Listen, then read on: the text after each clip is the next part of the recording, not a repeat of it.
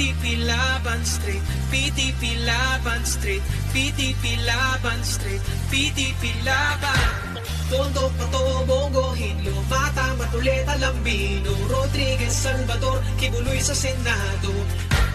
Tondo, Pato, Bongo, Hinlo, Mata, Matuleta, Lambino, Rodriguez, Salvador, Kibuloy sa Senado. Duterte straight, PDP Laban Street, PDP Laban Street, PDP Laban Street, PDP Laban, PDP Laban Street, PDP Laban Street, PDP Laban Street, PDP Laban.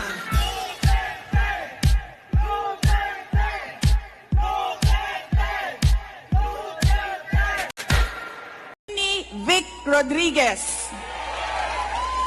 Number 22, Bato de la Rosa. Number 28, Bongo.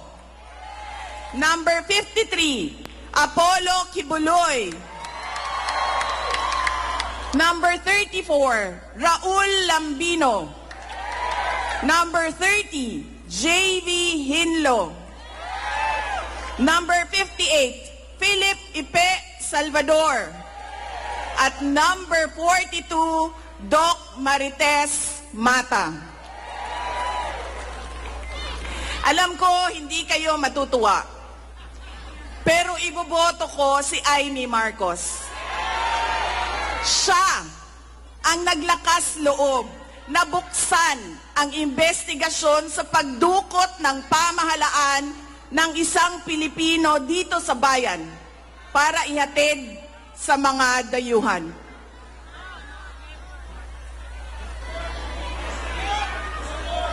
Iboboto ko rin si Camille Villar dahil sa kanyang karanasan bilang mambabatas sa House of Representatives na makakatulong sa isang tunay na pagbabago sa Senado.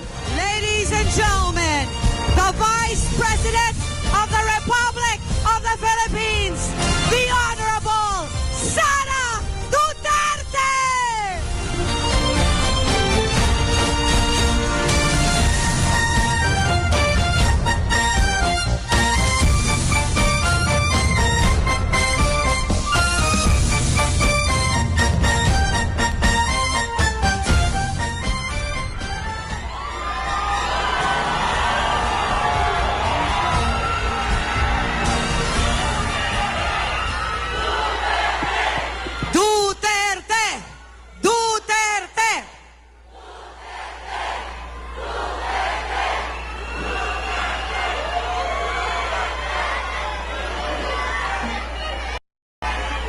Mga kababayan, Assalamualaikum warahmatullahi wabarakatuh. Madayaw ug maayong gabi kaninyong tanan. Magandang gabi sa inyong lahat. Una na sa lahat, ialay natin ang pasasalamat sa Diyos para sa araw na ito. Pangalawang pagpapasalamat ay sa inyong lahat na nasa ilalim ng ulan, gutom, walang ayuda,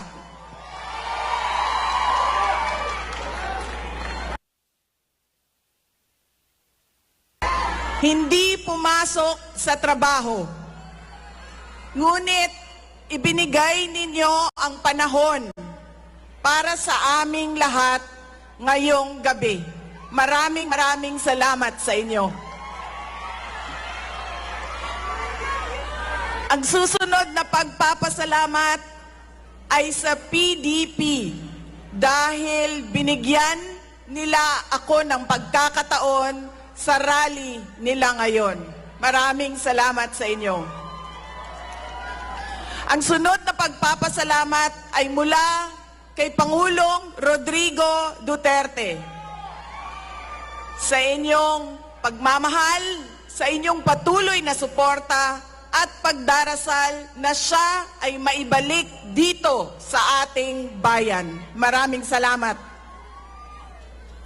Ang susunod na pagpapasalamat ay mula sa akin sa patuloy ninyo na suporta sa akin at sa aking mga kasamahan sa opisina ng Pangalawang Pangulo. Maraming salamat. At ang huling pagpapasalamat ay mula sa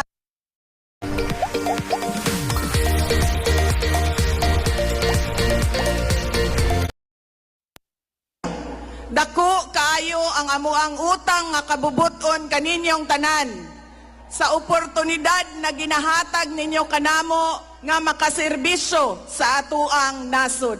Daghan salamat. Ang pwesto na kinatatayuan ko ay hindi para sa akin. Ito ay para sa Pangulong Rodrigo Duterte. Pero tinawag ako ng tadhana dahil kinidnap ang tatay nating lahat.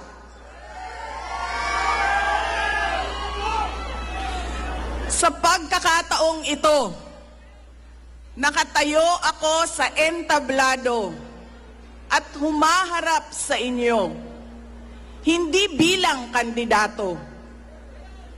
Ako si Inday Sara, isang botanteng nagmamahal sa ating bayan at natatakot para sa ating kinabukasan. Mga kaigsuunan ko, iniibig ko ang Pilipinas. Iniibig ko kayong mga Pilipino.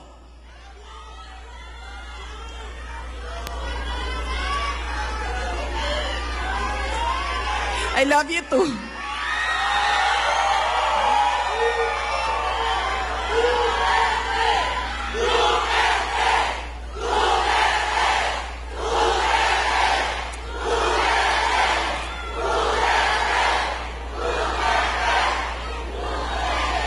This election will decide the future of our country.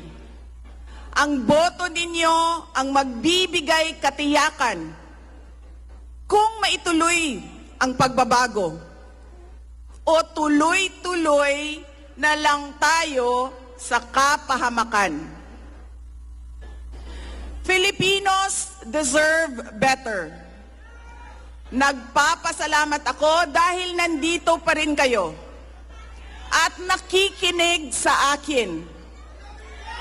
Sa kabila ng kaliwat kanan na paninira nila. In the past months, my name and my family's name have been dragged through the mud. I have repeatedly said it before, and I will say it again now. I am not the problem of this country.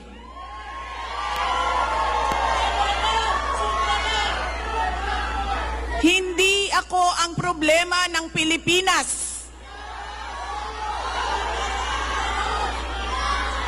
Hindi Duterte ang problema ng Pilipinas.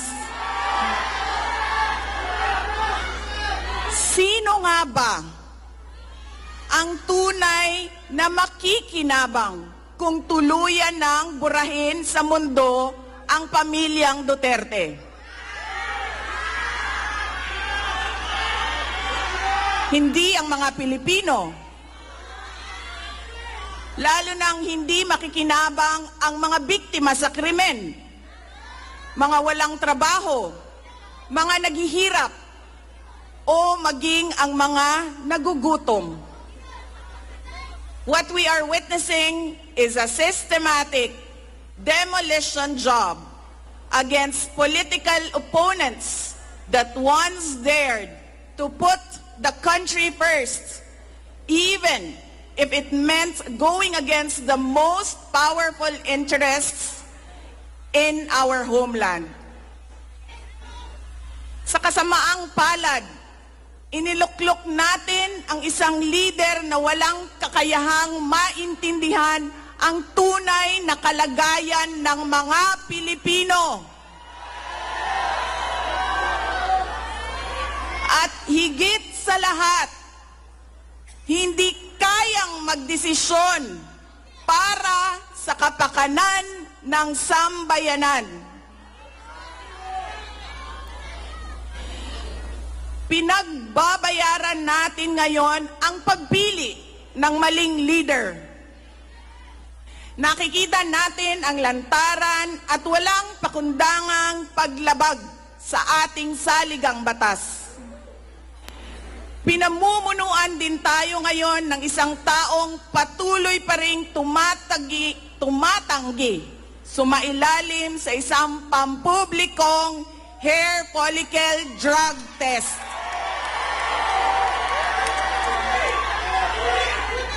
At nagsinungaling sa 20 pesos ang bigas. Ang masakit pa, nakuha nilang kidnapin ang dating Pangulo at dali-dalian nilang itinapon sa ibang bansa upang litisin ng mga dayuhan. Ngunit, higit pa sa mga kabiguang ito ay isang mas malalim na pambabastos at pang-iinsulto sa ating mga Pilipino. Iniinsulto nila tayo sa paggamit ng ayuda upang bilhin ang boto ng mga tao. Ang ayuda ay hindi naman likas na masama. Sa katunayan, marami ang natulungan ito noong panahon ng pandemya. Ngunit, kapag ginamit ito para manipulahin kayo at pagsamantalahan ang inyong kahirapan upang manatili sila sa kapangyarihan, nagiging sandata ito ng pang-aabuso. Again, Filipinos deserve better.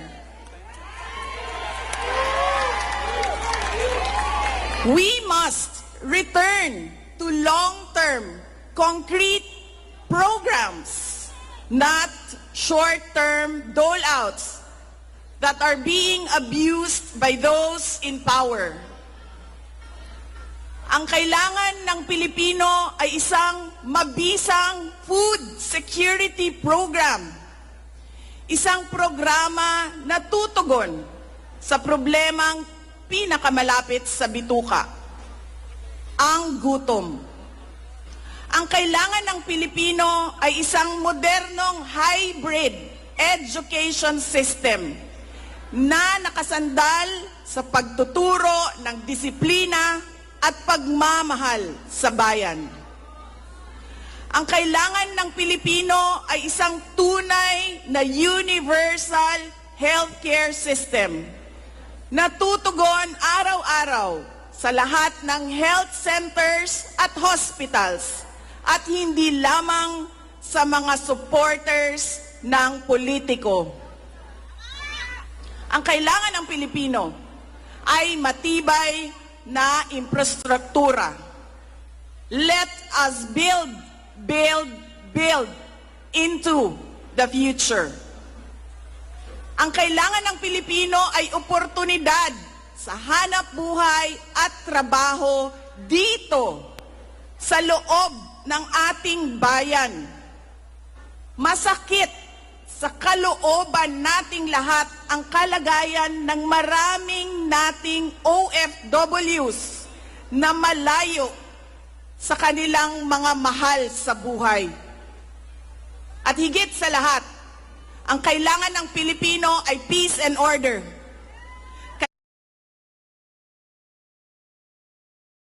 Kailangan nating ganap na puksain ang kriminalidad, illegal na droga, terorismo at insurgency sa pamamagitan ng makatotohanang non-partisan Philippine National Police. Suportado ng ating sandatahang lakas. Kinahanglan undangon nato ang batasan sa pagpili sa mga kandidato nga gikan sa political dynasty. Kining mga sikat nga apelido nga magsayaw-sayaw ra og magkanta sa atubangan. Igo ra magpakatok, undangon ang mga party list na gipanag-iya sa mga dato. Undangon ang mali na pagpili sa atong mga opisyales. Undangon ang budol o pagpamakak. Kailangan natin mag-vote straight sa mga taong magtutuloy ng nasimulan ni Pangulong Duterte. Idiretso natin ang boto. Number 38, Rodante Marcoleta. Number 10, Jimmy Bondoc. Number 56 sa balota, Attorney Vic Rodriguez. Number 22, Bato de la Rosa.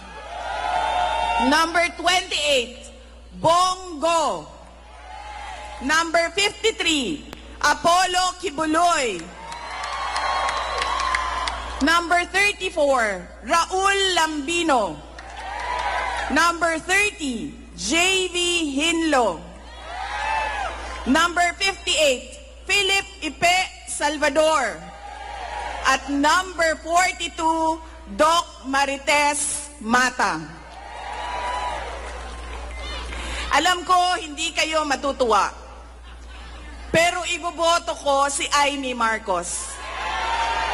Siya ang naglakas loob na buksan ang investigasyon sa pagdukot ng pamahalaan ng isang Pilipino dito sa bayan para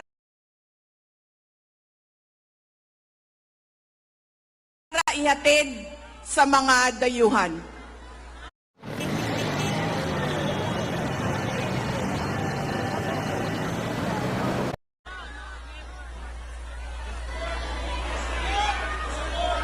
Iboboto ko rin si Camille Villar dahil sa kanyang karanasan bilang mambabatas sa House of Representatives na makakatulong sa isang tunay na pagbabago sa Senado. Hindi ako mapapagod na sabihin ito. We Filipinos deserve better. Tunay na kapayapaan at kaunlaran na hindi lamang para sa iilang politiko at mayayaman. Kaya sa May 12, kailangan natin maging mapagmatyag. May mga ulat at bulong-bulungan na may mga kumikilos na sa iba't ibang parte ng ating bansa. Mga babala na maaaring nagsisimula na ang malawakang dayaan sa halalan ng alyansa. Ang binuong alyansa ay isang mapanganib na pagsasanib puwersa ng isang administrasyong walang kakayahan, mga elitistang liberal, at mga tinaguriang makabayan na ang tunay na hangarin ay manatiling mahirap ang taong bayan. Isang alyansa na handang ibalik tayo sa kadiliman ng narco-politics, sa bangungot ng Typhoon Yolanda, kung saan ang mga Pilipino ay iniwan sa ulan, sa gutom, at sa kawalang malasakit. Ito ang alyansang muli nais nating alipinin gamit ang kahirapan, kasinungalingan, at kapangyarihan. Sa May 12, bumoto tayo ng may buong dangal. Bumoto tayo ng may tapang. Let us show the world that no amount of vote buying or cheating can suppress the fury burning in our hearts. Time and again, you have heard me say, God save the Philippines. Ngayong Lunes, bumoto tayo ng diretso. And let us all save the Philippines. Ako si Inday Sara Duterte, isang botante. Syukran.